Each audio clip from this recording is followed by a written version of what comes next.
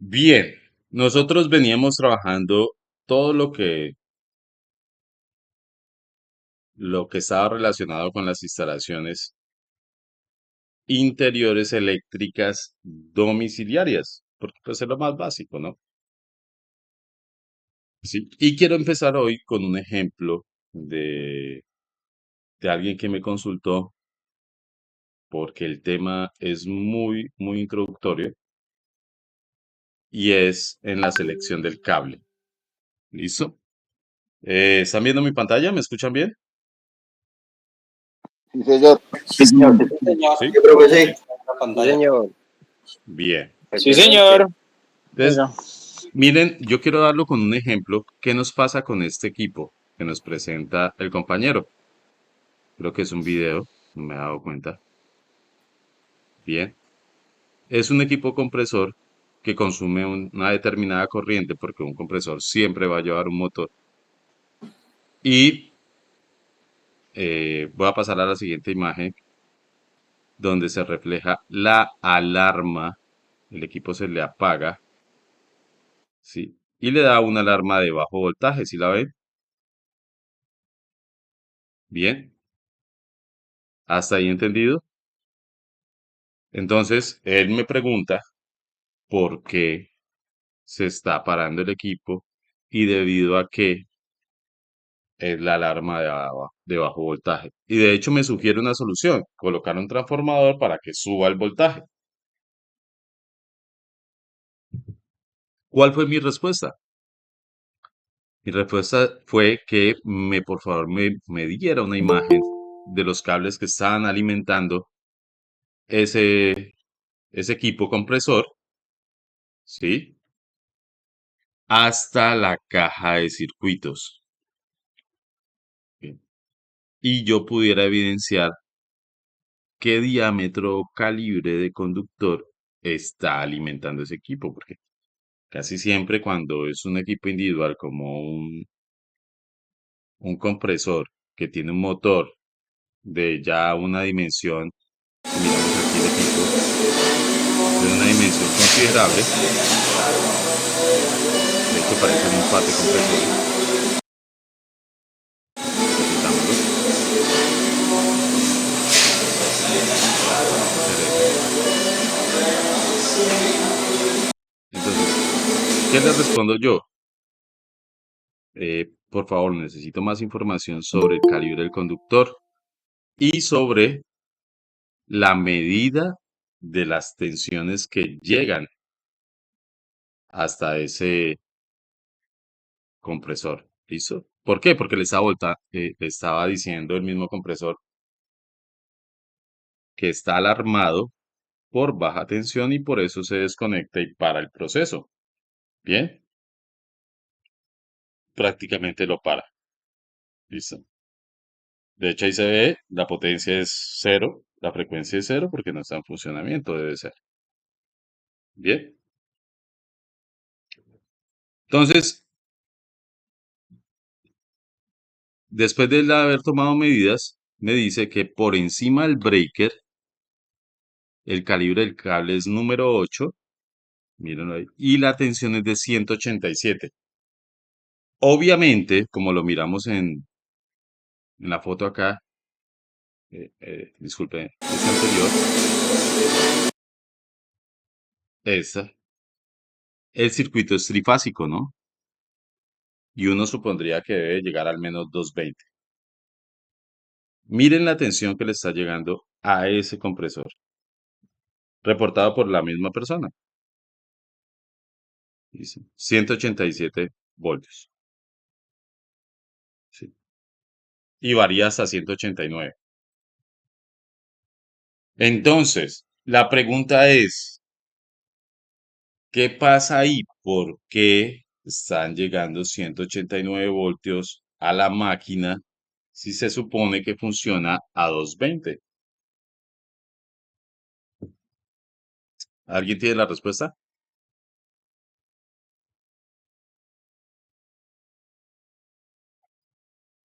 Por la caída de voltaje. Por la caída de tensión. Muy bien.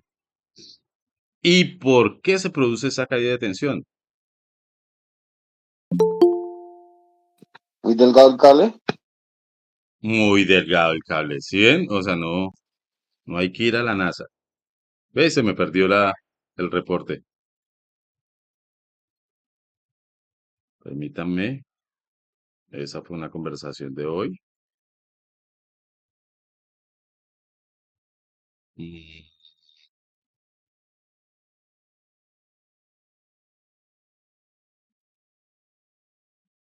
ujú.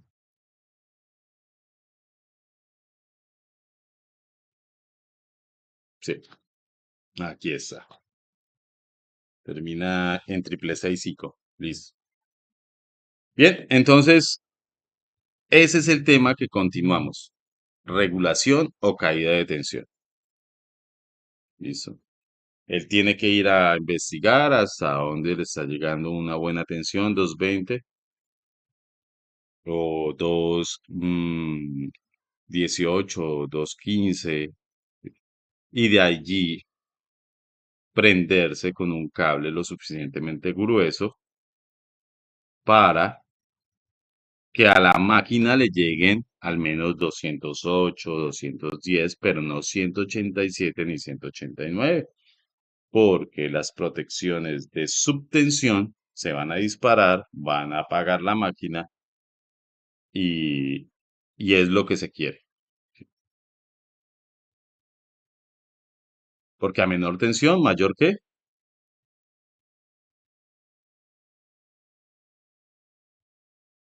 Mayor corriente. Exacto. Son inversamente proporcionales. Y a mayor corriente, mayor temperatura y se me va a calentar el cable y ahí vienen todos los males que redundan por no saber calcular el calibre del conductor. Bien. Entonces eso lo tenemos en el módulo 3, se llama regulación de tensión eléctrica, ¿sí? Y es fundamental o indispensable para que ustedes entiendan cómo se calcula cualquier acometida, cualquier alimentador, cualquier circuito aguas abajo de donde yo estoy tomando la red o el operador de red. Sí. Entonces, ¿está mirando mi pantalla? ¿Qué vamos a ver aquí como un subtema Sí, de señor. instalaciones y mediciones? Listo. Caída de tensión, impedancia eficaz. Cuando hablamos de corriente alterna, ya no hablamos de resistencia, sino que hablamos de una Z, impedancia. ¿Sí? ¿Qué es regulación? Que simplemente es sacarle el porcentaje. No hay que ir a la NASA. Unos ejemplos y bueno, unas conclusiones, que creo que empecé por las conclusiones, ¿no? ¿Sí la entendieron? O de pronto la repito. No hay problema. ¿Cómo le ha ido, ingeniero? Listo. Entonces, empecemos por caída de tensión. Para que se bloquee un poco. Siempre se bloquea en la clase, ¿no? Una vez. Parece una inteligencia artificial el computador. Mira. Listo. Entonces, en resumen, uno de los aspectos primordiales en la parte eléctrica, ya sea domiciliaria, industrial, de transmisión, es calcular la caída de tensión en un porcentaje. ¿Por qué? Porque la NTC 2050 lo demanda así. No intenten preguntarme lo que ya ellos han investigado. ¿Y qué afecta la caída de tensión? La longitud del conductor. Sí. A más lejos que yo quiera llevar y conectar un aparato, más se me va a caer la tensión. Y si ese aparato consume más corriente, más se me va a calentar el conductor. Por eso debemos, o en últimas, por eso lo regulan, ¿no? Bien. Tanto así que la norma NTC 2050, que en sus primeros 7 capítulos son de obligatorio cumplimiento por parte del Reglamento Técnico de Instalaciones Eléctricas RETIE, sí, lo demanda así. Oiga, a usted no se le puede caer la tensión cuando calcula un circuito más de un porcentaje, que varía entre el 5 y el 8%, pero ya lo vamos a ver. ¿Hasta ahí entendido el resumen?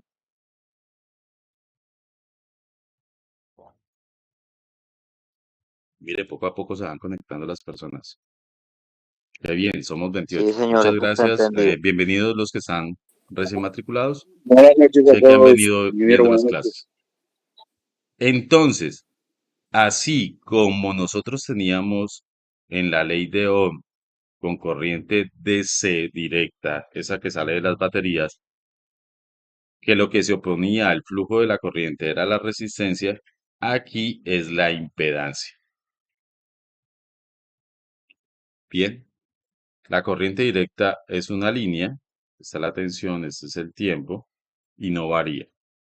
La corriente alterna es una onda y sí varía de positivo a negativo en el tiempo, que la tensión y la corriente, obviamente. Cambio, en lo que entrega una batería, no. Siempre van a ser 5 o 12 voltios positivos y un negativo que cierra el circuito. En cambio, aquí no hablamos de positivo o negativo, aquí hablamos de fase y neutro, ¿cierto? Y ya no hablamos de resistencia y no de una impedancia. Se van a dar cuenta que aunque ustedes no lo quieran, pues tiene un componente matemático diferente y sí matemáticamente es un poco más elaborada. ¿Listo? ¿Por qué? Porque incluye la función seno. ¿Y cuál es la función seno? Esta, una onda. Pero ¿sabe qué es lo chévere, muchachos? Que esa onda yo la puedo interpretar como un círculo. ¿Listo? Aquí no está. ¿Sí? Y a esa onda yo la puedo tratar con el tema o el teorema de Pitágoras. Miren que ya el conductor tiene una resistencia, ¿sí? Y al mismo tiempo, por estar circulando una onda, una corriente alterna, genera una impedancia, una reactancia, que se opone al paso o al cambio de la corriente, de positivo a negativo. Matemáticamente, y jamás ustedes van a tener este fenómeno con una corriente DC o directa, porque solamente se presenta cuando operamos, instalamos y hacemos funcionar equipos con corriente alterna. Y que yo sepa, la mayoría de equipos funcionan con ¿qué? Con corriente Con alterna. corriente alterna, no. Y miren otra cosa, aquí en la foto, de una vez, que, se, que sé que me ayuda a explicar eso. La corriente alterna es la única que genera una frecuencia. ¿Listo? Jamás vamos a tener una frecuencia, ¿sí? O el componente de frecuencia o la variable con frecuencia en la corriente directa. Mire que lo que aquí lo dice la pantalla o la interfaz humano-máquina del compresor, porque es un compresor ya grande. Se le coloca hasta con un... En la corriente pulsante así lo hay, ingeniero. ¿Y qué es la frecuencia? Pues los pulsos del corazón en un minuto, las vueltas que le damos al estadio, eso sí, como en 10 minutos o una hora, Esa. ¿sí? Eso es la frecuencia. Cuando el locutor allá dice en la emisora, encuéntranos a 97.4 MHz, no sé, eh, mm, ¿qué emisora? Dice, me va de Tropicana, sí, listo. Eso es una frecuencia. Entonces, la impedancia. La impedancia me genera el factor de potencia. Cuando yo pongo a funcionar una resistencia como la freidora, como la plancha para planchar la ropa, el pelo, como la ducha eléctrica, son resistencias cuyo factor de potencia siempre van a ser uno. ¿Y qué quiere decir eso? Que toda la energía que se toma de la red, voy acá, yo tengo aquí el poste, ¿cierto? Y aquí la casa con la cometida. Yo genero una factor de potencia igual a uno si dentro de mi casa yo tuviera conectado puras bombillas incandescentes y funcionara con puras estufas eléctricas. ¿Listo? Y toda la energía que yo tomo de la red, toda la potencia, que la expresión es potencia por tiempo, la energía, pues se me convierte en qué? ¿En qué se convierte todo eso? Si yo prendo la estufa eléctrica, ¿en qué se me convierte esa potencia que estoy tomando de la red? Una Resistencia, sobrecarga. calor, Señor. En calor. Muy bien. La energía ni se crea ni se destruye, ¿cierto? Se transforma. Pero ¿qué pasa? Ahora sí, voy a borrar acá. Cuando le conecto un motor, una bobina, la lavadora, la nevera, la hidrolavadora.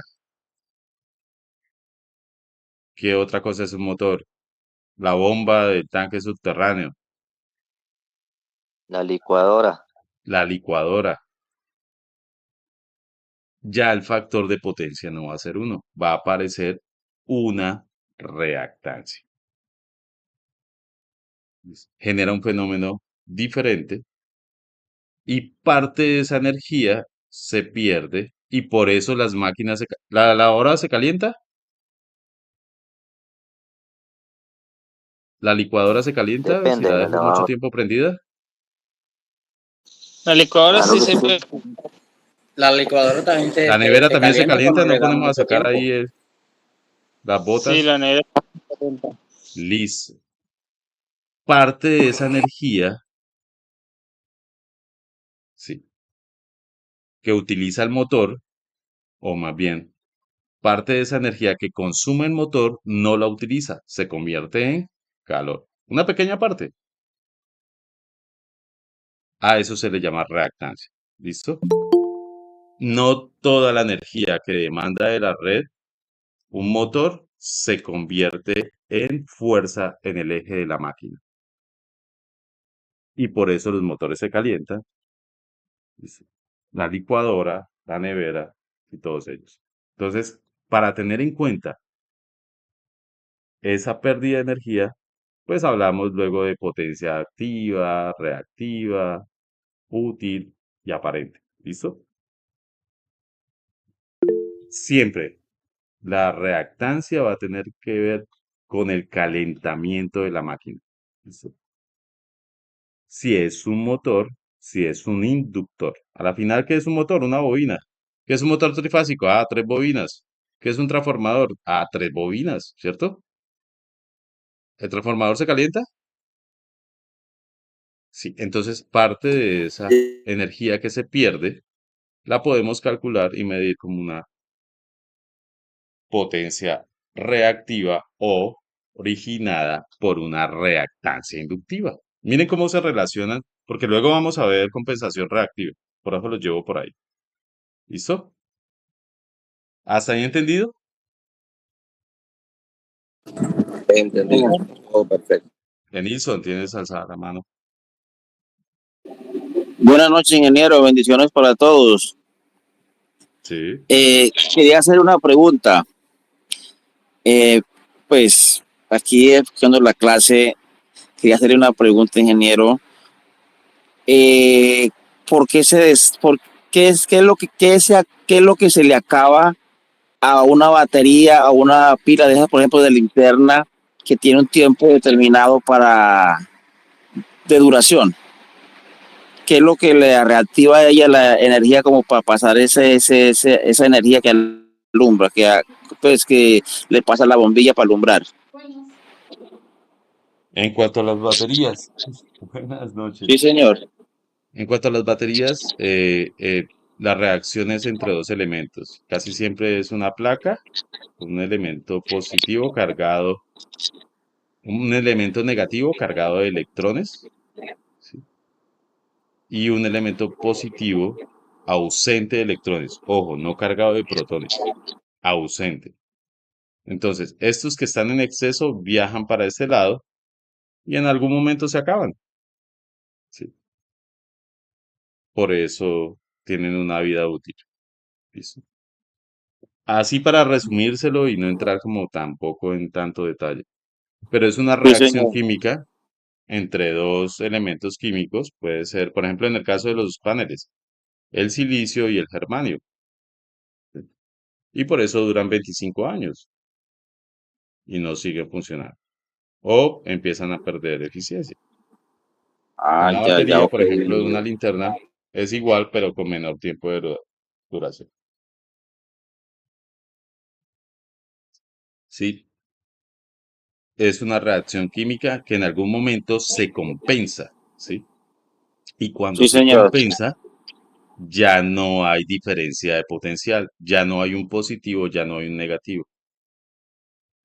Ambos serán, ambos serán negativos y por eso no fluye corriente. Siempre solo va a fluir corriente cuando yo tengo una diferencia de potencial. ¿Sí? O delta de V, se le llama diferencia de potencial o de tensión, que es lo mismo que si yo tuviera un edificio, por ejemplo, de 4 pisos, 1, 2, 3 y 4, y el potencial de hacerme daño si yo me tiro desde la terraza es el mismo que si me tiro del segundo piso. No, claro que no. No, no, Exacto, no, va a lo mismo. recibir más fuerza Más de daño, gravedad ¿cierto? sí, Voy con del mayor quinto piso. energía, ¿sí? Una energía que al encontrarse con el suelo, pues estalla, ¿no? Lo mismo las hidroeléctricas, entonces ahorita en vez de la persona el agua y por acá coloco una turbina, un ventilador con unas aspas. A mayor altura, mayor potencial. Si yo coloco el fluido del agua a la misma altura que la turbina, no me va a generar energía, porque no hay una fuerza en la que yo pueda convertir esa energía potencial en energía mecánica, ¿sí? Y acoplado a un rotor, ¿cierto? Y unas bobinas en energía eléctrica. Por eso nosotros hablamos de hidroeléctricas. Bien, pero muy buenas las preguntas. Y así se acaba una pila. Listo. De manera muy simple, te disculpan, puede que químicamente haya más especificaciones, pero a la final a nosotros nos interesa es el comportamiento eléctrico. ¿Sí? Por eso dividimos y somos tan simplistas de dividir los materiales en conductores, ¿cierto? Aislantes y semiconductores. No nos importa si es agua, si es neón, si es cualquier otra sustancia, si es caucho, si es madera, ¿cierto?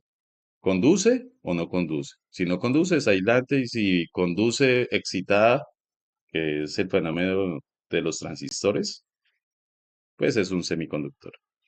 Y pare de contar. Bien, ¿quedó respondida su pregunta? Señor, sí, señor. Muchas gracias, ingeniero.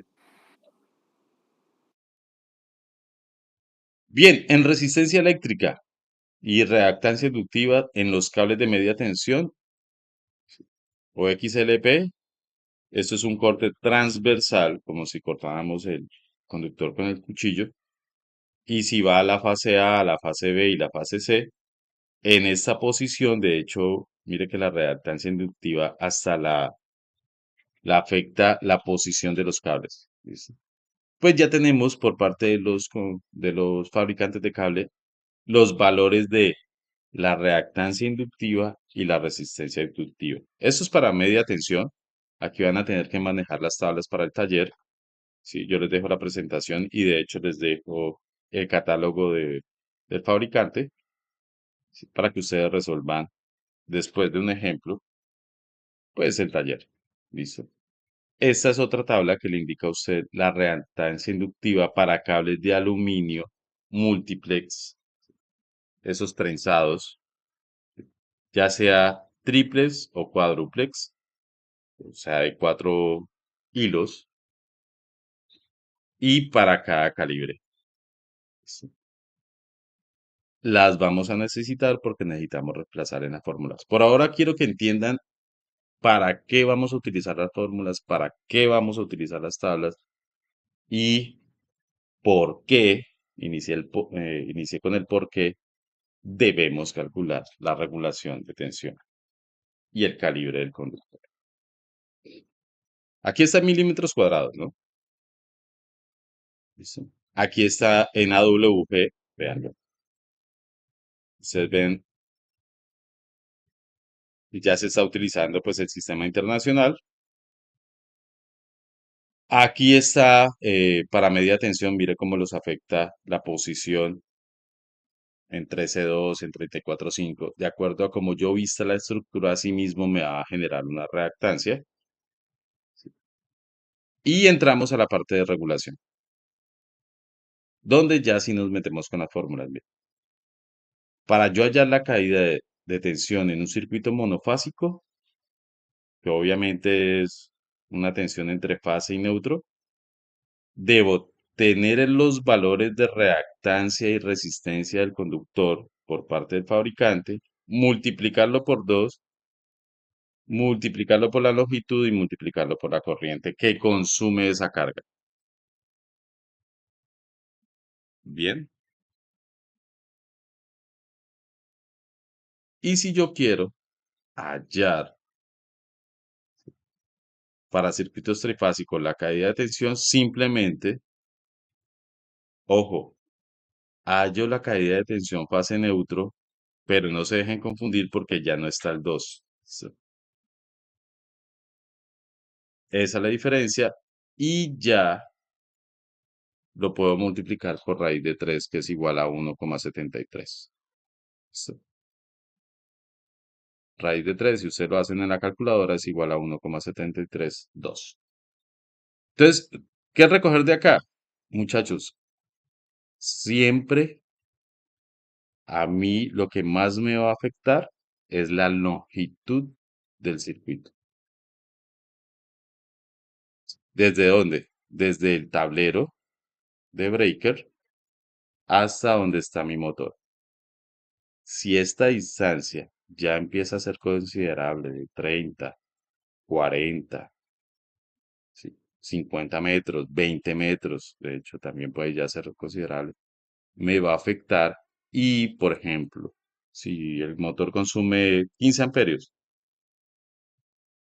bueno, yo digo, listo, yo le pongo un cable número 12 AWG que aguanta 20 amperios y resuelto el chico. Pero ¿a qué distancia está? Tal vez el 12 no me sirva.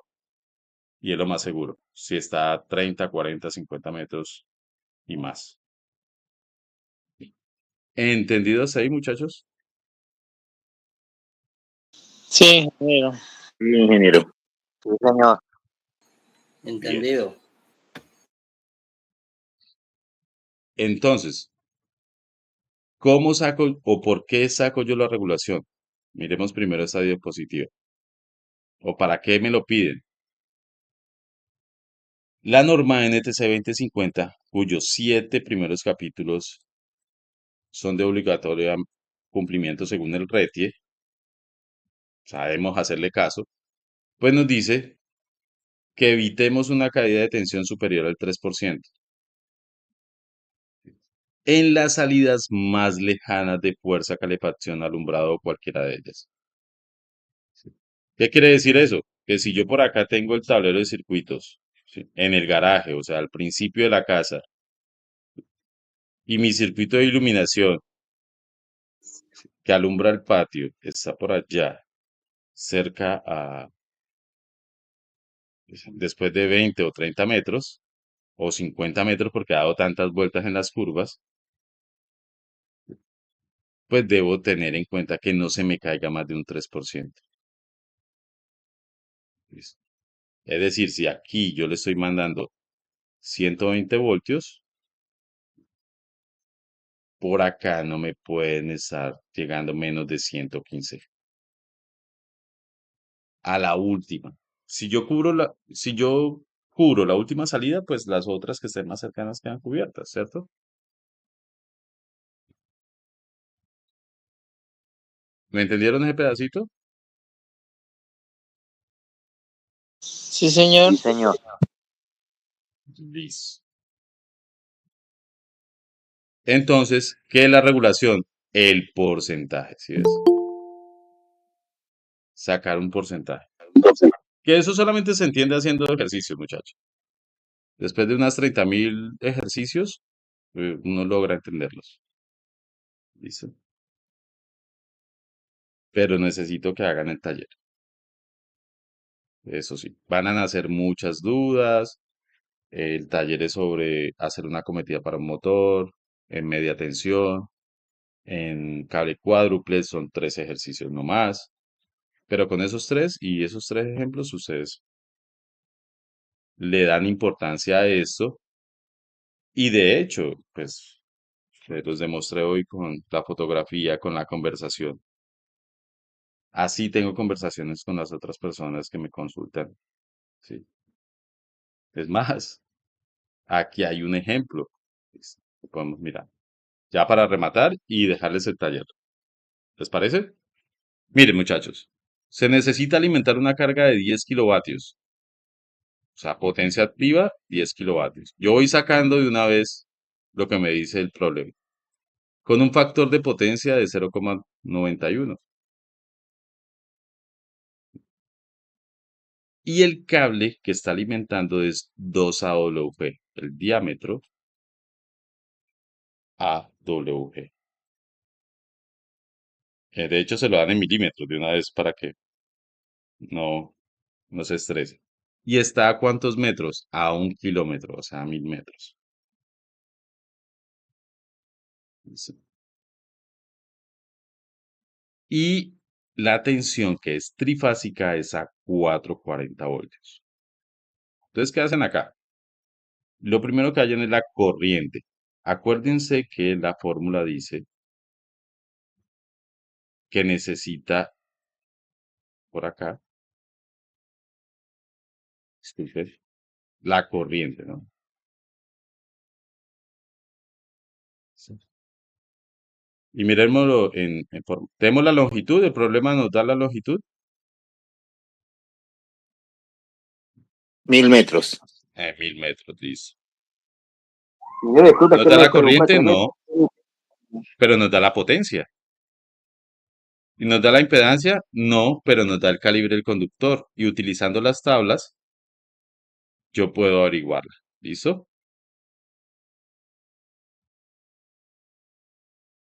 Entonces, solamente el problema nos dan la corriente.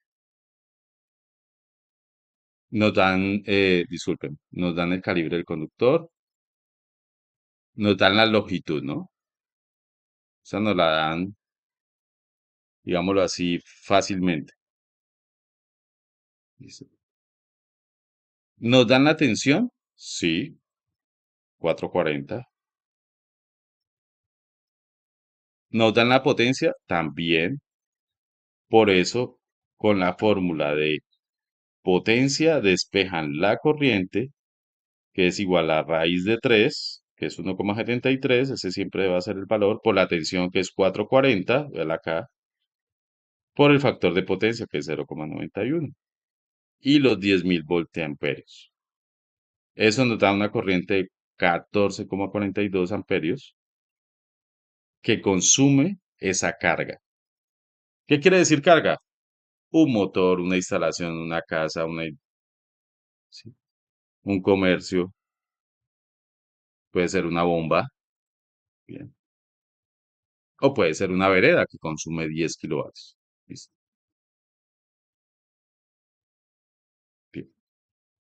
Una vez hallada la corriente para la fórmula de caída de tensión, que es igual a que a raíz de 3 por la longitud, por la corriente, por la impedancia que es Z, ya tengo la corriente, listo. Ahora, como me dieron el conductor, ¿cierto? 2 AWG y un cable de aluminio, yo me voy a las tablas para hallar la Z, que me la tiene que dar el fabricante. Miremos las tablas. Cable de aluminio, multiplex, no. No. Este es de cobre, cobre y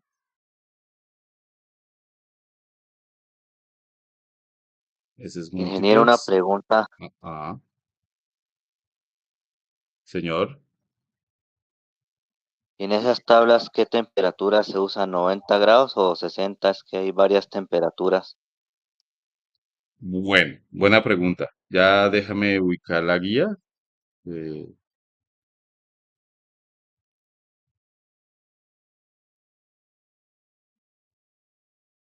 eh, permíteme yo ahora aquí, porque me falta esa tabla en la presentación.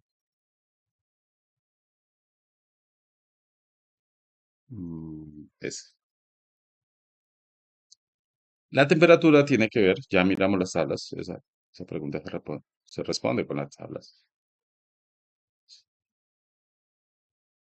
La temperatura tiene que ver con la capacidad del aislante de resistir la temperatura.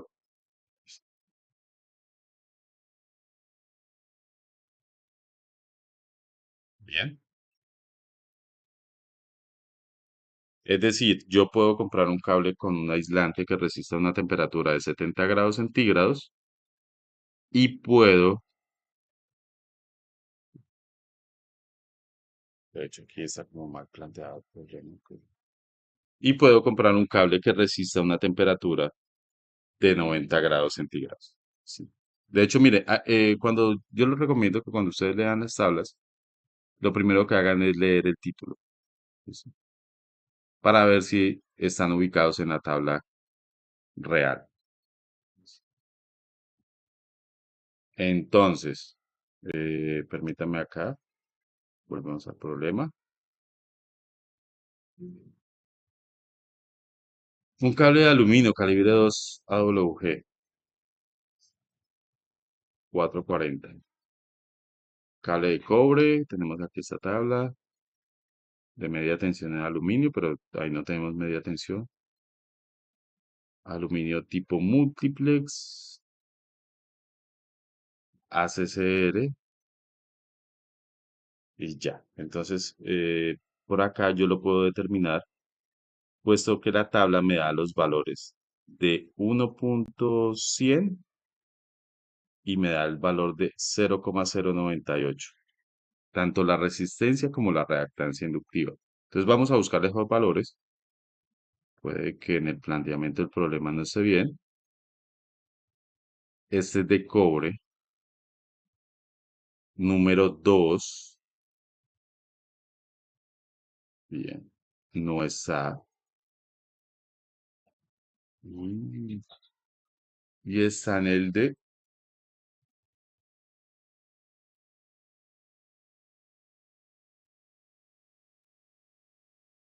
cable de aluminio multiplex, número 2.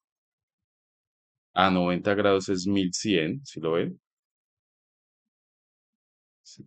Y sería un cable triplex. Vamos a ver si nos lo dice. Cable de aluminio calibre. Listo. Faltaría ahí el triplex. entendiendo que es así, ¿listo? Y ubicándolo por los valores, es esta tabla, ¿listo? De allí aplicamos Pitágoras, sale el valor de 1,104 ohmio por kilómetro y ejecutamos la ecuación. Bien. Entonces, muchachos, les voy a dejar un taller. Yo sé que hay muchas dudas. Debo seguir viajando, me disculpan. ¿Listo? Y espero que hayan bastantes preguntas para mañana. ¿Les parece? Sí, ingeniero. Bueno, no Sí, no eso puede se mandar aprende más ejercicio para descalculando. entender. Estoy un poco embolatado en esas tablas. Claro, claro. Eso, visto por primera vez, embolata un poco. Pero así han sido todos los que han pasado por esta cuestión. Bien, voy a dejar de grabar. Muchas gracias.